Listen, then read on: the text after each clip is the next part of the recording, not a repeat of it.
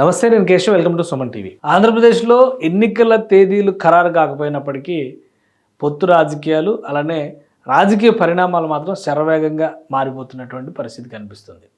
పవన్ కళ్యాణ్ ఎక్కడి నుంచి బరిలో దిగబోతున్నారు? మొదటి లిస్టులో క్లారిటీ ఇవ్వలేదు. రెండో లిస్టులో కూడా క్లారిటీ ఇచ్చే అవకాశాలు చాలా తక్కువగా ఉన్నాయనేది ప్రచారం. మరోవైపు గత ఎన్నికల్లో పోటీ చేసినటువంటి భీమవరానికి కూడా ఈసారి దూరం కాబోతున్నారనేటువంటి మాట అంతర్గతంగా ఎక్కువగా వినిపిస్తుంది. Avira Women's Day special offer 50% off on IUI IVF valid till 8th March. గత ఎన్నికల్లో గాజువాక, భీమవరం రెండు స్థానాల్లో పోటీ చేసినటువంటి పవన్ కళ్యాణ్ గాజువాకలో 15,000 ఓట్ల తేడాతో ఓడిపోయారు. భీమవరంలో 8,000 ఓట్ల తేడాతో ఓడిపోయారు. సో ఈసారి గాజువాకలో పవన్ కళ్యాణ్ బరిలోకి దిగేటువంటి అవకాశాలు లేవనేటువంటి మాట ముందు నుంచి జనసేన పార్టీ నాయకత్వం చెబుతుంది. ఇక భీమవరం విషయంలో మాత్రం చివరి నిమిషం వరకు ఈసారి అక్కడే బరిలో దిగుతారనేటువంటి చర్చ నడిచినప్పటికీ చివరి నిమిషంలో మార్పులు చేర్పులు జరగబోతున్నటువంటి సంకేతాలు వస్తున్నటువంటి పరిస్థితి. దీనికి తగ్గట్టుగా అధికార వైసీపీ కూడా ఇమీడియట్గా పావులు కదుపుతున్నటువంటి పరిస్థితి కనిపిస్తుంది. కాపు ఉద్యమ నేతగా పేరు పడ్డటువంటి ముద్రగడ పద్మనాభాన్ని పవన్ కళ్యాణ్ పైన ఈసారి బరిలో నిలపడం ద్వారా ఆయన ఓడించాలనేటువంటి ఆలోచన చేస్తున్నట్టుగా ఒక సమాచారం బయటకు వచ్చింది. అసలు వీరిద్దరి మధ్య వచ్చినటువంటి తేడా, దాన్ని అడ్వాంటేజ్ చేసుకునేటువంటి క్రమంలో వైఎస్ఆర్సీపీ ఈ విధంగా అడుగులు వేస్తుందనేటువంటి సంకేతాలు చాలా స్పష్టంగా కనిపిస్తున్నాయి. కొద్ది రోజుల క్రితం, అంటే ఒక నెల రోజుల క్రితం పరిస్థితులు కనుక పరిశీలించి చూస్తే సంక్రాంతి పండగ ముందర జనసేన పార్టీలోకి ముద్రగడ పద్మనాభం రాబోతున్నారనేటువంటి ప్రచారం జోరుగా సాగింది. అలానే అయోధ్య రామ మందిరం ప్రారంభోత్సవం తర్వాత పవన్ కళ్యాణ్ నేరుగా ఇంటికి వెళ్ళి మరి ముద్రగడ పద్మనాభాన్ని కలవబోతున్నారనేటువంటి మాట జనసేన పార్టీ నాయకులే చెప్పారు. అయితే అనూహ్యంగా ఇది జరగలేదు. ఎందుకు జరగలేదు అనేటువంటి అంశంపైన మాత్రం ఎవరో కూడా క్లారిటీ ఇచ్చే పరిస్థితి లేదు. అలానే తాడేపల్లి గూడెం సభ తర్వాత పవన్ కళ్యాణ్ చేసినటువంటి ప్రకటనలు 24 సీట్లకే జనసేన పార్టీ పరిమితమై పోటీ చేస్తుందనేటువంటి విషయంలో క్లారిఫికేషన్ ఇచ్చిన తర్వాత Mudragada Padmanabham serious counter letter రాశారు. 24 సీట్లలో బరిలో దిగే లెక్కైతే తన అవసరం లేదనేటువంటి సంకేతాలు ఇచ్చారు. ఈ నేపథ్యంలో ఆయన జనసేన పార్టీలో జాయిన్ కావడం లేదు అనేటువంటి మాటను కూడా ఖరారు చేసేసినటువంటి పరిస్థితి. దీంతో ముద్రగడ పద్మనాభాన్ని తన వైపు లాపుకోవడం ద్వారా వైఎస్ఆర్సీపీ పవన్ కళ్యాణ్కి చెక్ పెట్టాలి, ముఖ్యంగా కాపుల్లో తమదైన శైలిలో ఓటు బ్యాంకును కొల్లగొట్టాలని ఆశిస్తున్నటువంటి పరిస్థితి కనిపిస్తుంది. వాస్తవానికి ముద్రగడ పద్మనాభం ఒకవేళ పవన్ కళ్యాణ్ పైన బరిలో దిగితే ఏం జరగబోతుంది? గత ఎన్నికల్లో భీమవరంలో ఏం జరిగింది? ఎందుకు పవన్ కళ్యాణ్ భీమవరం నుంచి దూరం జరగాలనుకుంటారు? ఒకసారి విశ్లేషించేటువంటి ప్రయత్నం చేద్దాం. భీమవరం నియోజకవర్గానికి సంబంధించినటువంటి హిస్టరీని మనం ఒకసారి పరిశీలించేటువంటి ప్రయత్నం చేద్దాం. గత చరిత్ర అంతా కూడా భీమవరంలో మిక్స్డ్గా కనిపిస్తున్నటువంటి పరిస్థితి. కాంగ్రెస్ తెలుగుదేశం ఈ తరహాలో ఉంది. 94 తర్వాత 2 టర్ములు తెలుగుదేశం పార్టీ కంట్రోల్లో ఉన్నటువంటి నియోజకవర్గం. 83లో పార్టీ స్థాపించినాక 2 సార్లు తెలుగుదేశం కంట్రోల్లో ఉన్నటువంటి నియోజకవర్గం. ఆ తర్వాత 2004, 2009లో కంప్లీట్గా కాంగ్రెస్ కంట్రోల్లో ఉన్నటువంటి తెలుగుదేశం. మళ్ళీ 2014లో తెలుగుదేశం కంట్రోల్లోకి వచ్చింది. 2019లో ఇక్కడ ఈక్వేషన్ మారింది. సో 2009 నుంచి మనం ఒక ప్రమాణంగా కనుక తీసుకుని చూస్తే పులపర్తి రామాంజనేయులు ప్రజారాజ్యం పార్టీ వేవ్ను కూడా తట్టుకొని అక్కడ కాంగ్రెస్ పార్టీ అభ్యర్థిగా 22,000 పైచిలకు ఓట్ల మెజారిటీతో 2009లో గెలుపొందినటువంటి పరిస్థితి. ప్రజారాజ్యం పార్టీ నుంచి వేగేశ్న సూర్యనారాయణరాజు బరిలో దిగారు. ఇక టీడీపీ నుంచి గాదిరాజు సత్యనారాయణరాజు బరిలో దిగారు. కానీ ఇద్దరిని ఓడించడం ద్వారా అంజిబాబు ఇక్కడ విజయ బావుట ఎగరేసినటువంటి పరిస్థితి. సో 2014 వచ్చేసరికి రాష్ట్ర విభజన జరిగినటువంటి నేపథ్యంలో అంజిబాబు పార్టీ మారారు. తెలుగుదేశం పార్టీ అభ్యర్థిగా 2014లో, అంటే ఉమ్మడి అభ్యర్థి 2014లో జరిగినటువంటి పరిణామాల్లో అన్ని పార్టీలు కలిసి పోటీ చేసినాయి కాబట్టి బీజేపీ, జనసేన, తెలుగుదేశం 3 కూటమిగా పోటీ చేసినటువంటి క్రమంలో 13,000 ఓట్ల మెజారిటీతో గెలుపొందారు అంజిబాబు. గ్రంథి శ్రీనివాస్ వైఎస్ఆర్సీపీ అభ్యర్థిగా ఓటమి పాలైనటువంటి పరిస్థితి. ఇక 2019లో ఏ పార్టీకి ఆ పార్టీ విడివిడిగా పోటీ చేసింది. ఈ సమయంలోనే అనూహ్యంగా పవన్ కళ్యాణ్ తెరపైకి వచ్చారు. జనసేన పార్టీ అభ్యర్థిగా తన అభ్యర్థిత్వాన్ని భీమవరం నుంచి ఆయన లిస్టులో పెట్టుకున్నారు. అయితే ఇక్కడ అనూహ్యమైనటువంటి పరిణామం ఏంటంటే గ్రంథి శ్రీనివాస్ వైఎస్ఆర్సీపీ అభ్యర్థిగా 70,000 ఓట్లు దక్కించుకుంటే పవన్ కళ్యాణ్ జనసేన పార్టీ అభ్యర్థిగా 62,285 ఓట్లు దక్కించుకుంటే రామాంజనేయులు సిట్టింగ్ ఎమ్మెల్యే ఆయన 54,000 పైచులకు ఓట్లు దక్కించుకున్నారు. సో ఈ చీలిక అనేది చాలా ఘోరంగా పవన్ కళ్యాణ్ దెబ్బతీసింది. గ్రంథి శ్రీనివాస్ని గెలిపించింది. 8,000 ఓట్ల తేడాతో గెలుపొందినటువంటి పరిస్థితి. రామాంజనేయులకు ఉన్నటువంటి ట్రాక్ రికార్డును దృష్టిలో పెట్టుకొని ప్రస్తుతం జరుగుతున్నటువంటి చర్చల్లో భాగంగా అంటే భీమవరం నుంచి పవన్ కళ్యాణ్ బరిలో దిగకపోవచ్చు, పిఠాపురాన్ని తనకి అనువైనటువంటి నియోజకవర్గంగా ఆయన ఎంచుకుంటున్నట్టుగా, ముఖ్యంగా పశ్చిమ గోదావరి జిల్లా, ఉమ్మడి పశ్చిమ గోదావరి జిల్లా కంటే ఉమ్మడి తూర్పు గోదావరి నుంచి బరిలో దిగాలనేటువంటి ఆలోచన చేస్తున్నట్టుగా తెలుస్తుంది. ఎందుకంటే ఇటీవల జరిగినటువంటి సభలో కూడా మిమ్మల్ని నమ్ముకొని వస్తే నన్ను ఓడించారనేటువంటి మాటలు ఉపయోగించడంతో భీమవరం పట్ల ఆయన కొంత అసంతృప్తితో ఉన్నారు అనేటువంటి అభిప్రాయం వ్యక్తమవుతుంది. ఈ నేపథ్యంలోనే భీమవరంలో రామాంజనేయుల్ని ఈసారి జనసేన పార్టీలోకి ఆహ్వానించడం ద్వారా ఆయనకి టికెట్ కేటాయించాలి, పవన్ కళ్యాణ్ పిఠాపురం నుంచి బరిలో దిగాలని ఆశిస్తున్నారు. సో పిఠాపురం ఈక్వేషన్ ఏ విధంగా ఉంది, పిఠాపురంలో అయితే గెలుస్తారనేటువంటి సంకేతాలు ఎందుకు వచ్చాయి, ఆ అంశాన్ని కూడా ఒకసారి విశ్లేషించేటువంటి ప్రయత్నం చేద్దాం. పిఠాపురం కాన్స్టిట్యున్సీ కాకినాడ లోక్సభ పరిధిలోకి వచ్చేటువంటి నియోజకవర్గం ఇది. దీని ట్రాక్ రికార్డ్ ఎప్పటికప్పుడు చేంజ్ అవుతూ ఉండేటువంటి నియోజకవర్గం. క్లియర్గా చూస్తే 83లో పార్టీ పుట్టినాక తెలుగుదేశంకి 2 సార్లు గెలిపించిన తర్వాత కాంగ్రెస్, తర్వాత తెలుగుదేశం, మళ్ళీ తర్వాత ఇండిపెండెంట్, తర్వాత మళ్ళీ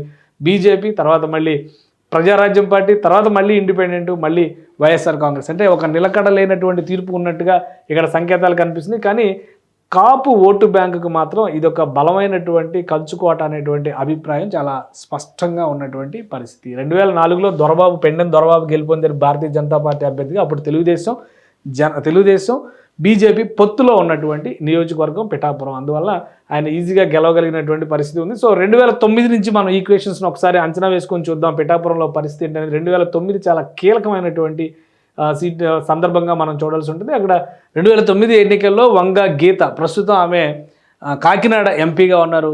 పిఠాపురం నియోజకవర్గానికి ఇన్ఛార్జిగా ఇటీవలే వైఎస్ఆర్సీపీ నాయకత్వం నియమించినటువంటి పరిస్థితి. ఆ సందర్భంలో ఆమె 2009లో ప్రజారాజ్యం పార్టీ తరపు నుంచి 46,000 పైచిలకు ఓట్లు, అంటే 1036 ఓట్ల మెజారిటీతో ప్రజారాజ్యం తరపున గెలుపొందారు. టీడీపీ అభ్యర్థి ఎస్విఎస్ఎన్ వర్మ ఇక్కడ 45,000 ఓట్లు దక్కించుకొని 2వ స్థానంలో ఉంటే, ముద్రగడ పద్మనాభం కాంగ్రెస్ పార్టీ అభ్యర్థి, ఇప్పుడు ఎవరైతే పవన్ కళ్యాణ్కి బుద్ధి చెప్పాలని ఆశిస్తున్నారో ఆ నాయకుడు 3వ స్థానంలో 43,431 ఓట్లకి పరిమితమైనటువంటి పరిస్థితి. ఇది 2009 నాటి సినారియో. సో ఆ తర్వాత జరిగినటువంటి అనేక పరిణామాలు, ఎందుకంటే పవన్ కళ్యాణ్ది చూసిన తర్వాత ముద్రగడ పద్మనాభం హిస్టరీ కూడా ఒకసారి మనం పరిశీలించేటువంటి ప్రయత్నం చేద్దాం. ఇది జరిగినటువంటి పరిణామం 2009 రాష్ట్ర విభజన తర్వాత జరిగినటువంటి పరిణామాల్లో ఉమ్మడి అభ్యర్థిగా ఇక్కడ పివి విశ్వంకి అవకాశం ఇచ్చారు, ఎస్విఎస్ఎన్ వర్మకి. ఎందుకంటే తెలుగుదేశం పార్టీ నుంచి ఆయన రివోల్ట్ అయ్యి తిరుగుబాటు అభ్యర్థిగా ఇండిపెండెంట్గా పోటీ చేశారు. పెండెం దొరబాబు వైఎస్ఆర్సీపీ నుంచి ఇక్కడ బరిలోకి దిగారు. గతంలో ఈయన తెలుగుదేశం పార్టీ బీజేపీ ఉమ్మడి అభ్యర్థిగా గెలిచినటువంటి 2004లో బీజేపీ ఉమ్మడి అభ్యర్థిగా గెలిచినటువంటి దొరబాబు వైఎస్ఆర్సీపీ తీర్థం తీసుకుని 2014లో ఇక్కడ బరిలో దిగారు. కానీ ఓటమి పాలయ్యారు. అనూహ్యమైన మెజారిటీ 47,000 ఓట్ల మెజారిటీ వర్మకు వచ్చినటువంటి పరిస్థితి, ఇండిపెండెంట్ అభ్యర్థికి వచ్చినటువంటి పరిస్థితి. చాలా కీలకమైనటువంటి అంశం. ఎందుకంటే ఒకవేళ కాపు ఓటు బ్యాంకు ఫ్యాక్టర్ కనుక బలంగా పనిచేస్తుంది అనుకుంటే, వర్మ రాజులు క్షత్రియ వంశానికి క్షత్రియకి సంబంధించిన సామాజిక వర్గానికి చెందినటువంటి నాయకుడు, అంత భారీ మెజారిటీ ఎలా వచ్చిందనేది ఆలోచించాల్సినటువంటి అంశం. ఇంకా తెలుగుదేశం పార్టీ తమ బలమైనటువంటి అభ్యర్థిగా పెట్టింది 2014లో. అది కూడా తెలుగుదేశం ఒకటే కాదు, ప్లస్ బీజేపీ, ఎందుకంటే ఒకసారి బీజేపీ ఇక్కడ గెలిచింది, ప్లస్ జనసేన, 3 పార్టీల అభ్యర్థిగా నిలబడినటువంటి విశ్వం ఇక్కడ కేవలం 15,000 ఓట్లకు పరిమితమైనటువంటి పరిస్థితి. సో పిఠాపురం ఓటర్ తీర్పు చాలా డిఫరెంట్గా ఉంటుంది, పరిస్థితిని బట్టి నిర్ణయం తీసుకునేటువంటి అవకాశం ఉంటుంది అనడానికి ఇది ఒక ఉదాహరణ. పైగా గతంలో 2009లో ముద్రగడ పద్మనాభం కాపు సామాజిక వర్గానికి పెద్ద మనిషి అనుకునేటువంటి నాయకుడు కూడా 3వ స్థానంలో నిలబెట్టారు పిఠాపురం ప్రజలు. ఇక 2019లో జరిగినటువంటి లెక్కలను కూడా ఒకసారి మనం పరిశీలించి చూద్దాం. వైఎస్ఆర్సీపీ నుంచి మరోసారి పెండెం దొరబాబు పోటీ చేశారు. సిట్టింగ్ ఎమ్మెల్యే ఎస్విఎస్ఎన్ వర్మ పోటీ చేస్తే ఈసారి ప్రభుత్వ వ్యతిరేకత కావచ్చు లేదా ఆయన వ్యతిరేకత కావచ్చు, మొత్తం మీద 14,000 ఓట్ల తేడాతో ఓడిపోయారు. ఇక జనసేన పార్టీ నుంచి మాకినేటి శేష్ కుమారి 28,000 ఓట్లు దక్కించుకొని 3వ స్థానంలో నిలిచినటువంటి పరిస్థితి. సో ఏ విధంగా జనసేన పార్టీకి ఇది సేఫెస్ట్ కాన్స్టిట్యున్సీ అనుకుంటున్నారంటే కేవలం సామాజిక వర్గం ఈక్వేషన్ పరంగా అనుకుంటున్నారు. ఒకవేళ సామాజిక వర్గం ఈక్వేషన్ పరంగా అనుకుంటే ముద్రగడ పద్మనాభంకి ఎదురైనటువంటి పరాభవాన్ని కూడా మనం ఒకసారి పరిగణలోకి తీసుకోవాల్సినటువంటి పరిస్థితి ఉంది. ఒకవేళ పిఠాపురంలో జనసేన వర్సెస్ వైఎస్ఆర్సీపీ అయ్యేటువంటి పక్షంలో, అది కూడా ముద్రగడ వర్సెస్ పవన్ కళ్యాణ్ అయ్యేటువంటి పక్షంలో ముద్రగడకి ఎంతవరకు మద్దతు లభించే అవకాశం ఉంది, ఆ అంశాన్ని కూడా మనం పరిశీలించేటువంటి ప్రయత్నం చేద్దాం. ప్రత్తిపాడు సొంత నియోజకవర్గం, ఆల్రెడీ 2009 ఈక్వేషన్ మనం చూస్తే ముద్రగడ పద్మనాభంకి ప్రత్తిపాడు సొంత నియోజకవర్గం. ఎందుకంటే మొదటి నుంచి కూడా వారి కుటుంబం అక్కడి నుంచి ప్రాతినిధ్యం వహించినటువంటి నియోజకవర్గం. ఆయన తండ్రి గారు ఇండిపెండెంట్ అభ్యర్థిగా ముద్రగడ వీర రాఘవరావు గారు 1962-67లో ప్రత్తిపాడు నియోజకవర్గం నుంచి ఇండిపెండెంట్గా ఎమ్మెల్యేగా గెలుపొందినటువంటి నియోజకవర్గం. సో అప్పటి నుంచి కూడా వీళ్ళ కంచుకోటగా భావించేటువంటి నియోజకవర్గం. 1978లో ముద్రగడ పద్మనాభం తన రాజకీయ ప్రస్థానాన్ని ప్రారంభించారు. అంటే ఆల్మోస్ట్ చంద్రబాబు నాయుడు ప్రారంభించినటువంటి సమయం, ఎందుకంటే 78 ఎన్నికల్లోనే మొదటిసారి ఆయన గెలిచారు కాబట్టి. ఈయన జనతా పార్టీ గుర్తు మీద గెలుపొందారు. తర్వాత తెలుగుదేశం పార్టీ ఆవిర్భవించిన తర్వాత తెలుగుదేశం పార్టీలోకి మారారు.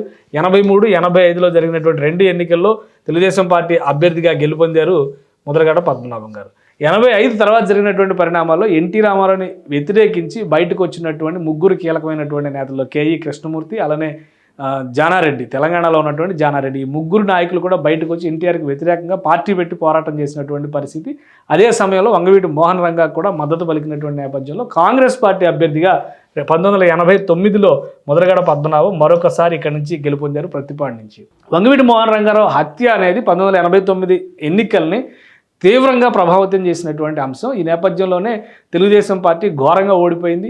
అలానే చాలా చోట్ల కాంగ్రెస్ పార్టీ అభ్యర్థులు ఘన విజయం సాధించినటువంటి పరిస్థితి. సో ఆ వేవ్లో ఒక రకంగా గెలిచారని అనుకున్నప్పటికీ కూడా తర్వాత జరిగినటువంటి ఈక్వేషన్స్ మళ్ళీ మనం ఒకసారి పరిశీలిద్దాం.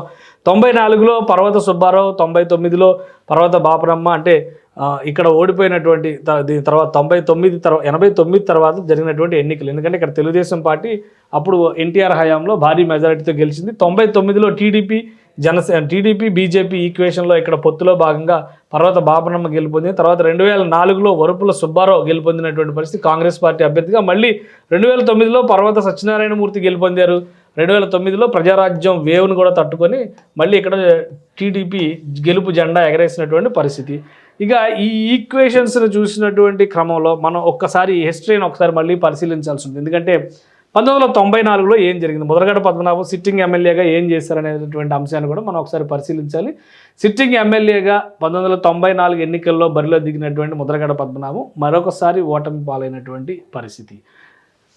సొంత నియోజకవర్గం ప్రత్తిపాడు నియోజకవర్గంలో పర్వత సుబ్బారావు 68,000 ఓట్లు, అంటే సుమారు 40,000 పైచిలకు ఓట్ల తేడా, 20,000 పైచిలకు ఓట్ల తేడాతో ఇక్కడ ముద్రగడ పద్మనాభం గారిని సొంత నియోజకవర్గంలో ఓడించినటువంటి పరిస్థితి. ఆ తర్వాత ఆయన 1994లో ఈ ఓటమి తర్వాత ఎట్టి పరిస్థితుల్లో మళ్ళీ ప్రత్తిపాడు నియోజకవర్గం నుంచి తాను పోటీ చేయననేటువంటి శపథాన్ని ముద్రగడ పద్మనాభం గారు చేశారు.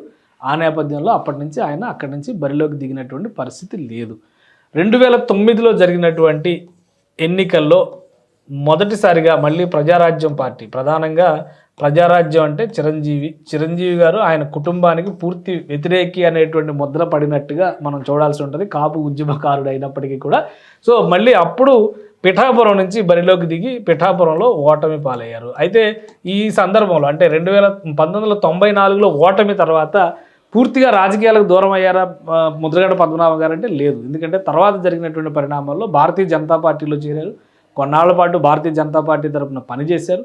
కానీ 1999లో మళ్ళీ తెలుగుదేశం పార్టీలో చేరి కాకినాడ ఎంపీ అభ్యర్థిగా తెలుగుదేశం గుర్తుపైన పోటీ చేసి, అప్పుడు ఎన్డీఏ కూటమిలో తెలుగుదేశం పార్టీ ఉంది, అంటే బీజేపీ తెలుగుదేశం ఉమ్మడి అభ్యర్థిగా 1999లో ఆయన కాకినాడ ఎంపీ అభ్యర్థిగా పోటీ చేశారు. అక్కడి నుంచి గెలుపొందినటువంటి పరిస్థితి. ఒకసారి ఆ డేటా కూడా మనం చూసేటువంటి ప్రయత్నం చేద్దాం. కాకినాడ ఎంపీ అభ్యర్థిగా 1998లో అప్పుడున్న రాజకీయ పరిణామాల్లో బహుశా తెలుగుదేశం భారతీయ జనతా పార్టీకి పొత్తు లేదు, కానీ 99లో పొత్తు ఉంది. 99లో పొత్తులో భాగంగా 99 ఎన్నికల్లో ముద్రగడ పద్మనాభం గారు తెలుగుదేశం అభ్యర్థిగా బరిలోకి దిగారు.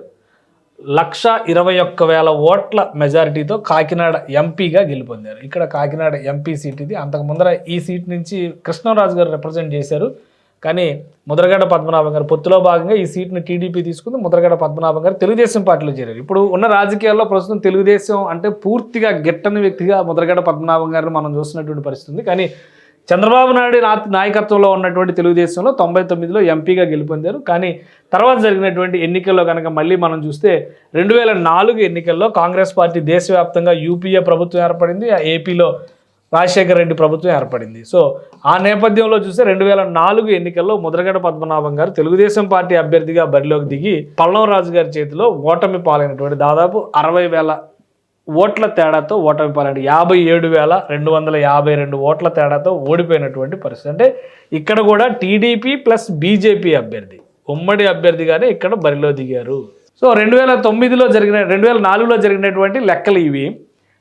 99 నుంచి 2004 వరకు 5 ఏళ్ల పాటు తెలుగుదేశం పార్టీ అభ్యర్థిగా ఉన్నారు. 2004లో ఓడిపోయిన తర్వాత జరిగిన పరిణామాల్లో బహుశా 2006 నుంచి ఆయన వ్యూహం మారింది.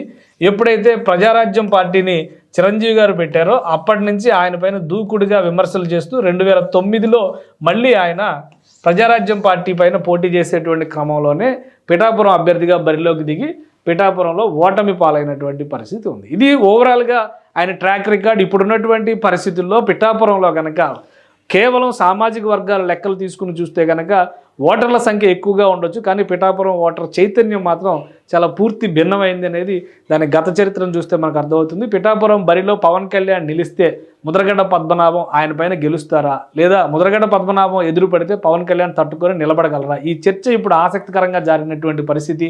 నిజంగానే వైసీపీలో చేరడానికి ముద్రగడ్డ పద్మనాభం గారు సుముఖంగా ఉన్నారా లేదా అనేటువంటి అంశంపైన ఇంకా స్పష్టత రాకపోయినప్పటికీ పవన్ కళ్యాణ్ని నిలువరించాలంటే ఒకవైపు చేగొండి హరిరామ జోగయ్య కుమారుడు వైఎస్ఆర్సీపీలో ఆల్రెడీ చేరిపోయాడు కాబట్టి అక్కడ నుంచి కాపు ఫ్యాక్టర్ని కొంతవరకు వైసీపీ గెయిన్ చేయగలుగుతుంది అనేటువంటి అభిప్రాయం ఉంది. ఇక ముద్రగడ్డను కూడా ఏదో ఒక రకంగా పార్టీలో కనుక ఆహ్వానించగలిగితే పవన్ కళ్యాణ్ని నిలువరించడం మరింత సులువు అవుతుందనేటువంటి ఆలోచనతో వైసీపీ ఎత్తుగడలు వేస్తుంది. ఈ ఉద్దేశంతోనే పవన్ కళ్యాణ్ తను ఎక్కడి నుంచి పోటీ చేసబోతున్నాడు అనేటువంటి అంశాన్ని ప్రస్తుతానికి రహస్యంగా ఉంచారు. వీలైనంత సమయం తీసుకొని పూర్తిగా అన్ని రకాల ఏర్పాట్లు చేసుకున్న తర్వాతే తన నియోజకవర్గం, పోటీ చేయబోయేటువంటి నియోజకవర్గాన్ని ప్రకటించేటువంటి ఛాన్స్ ఉంది.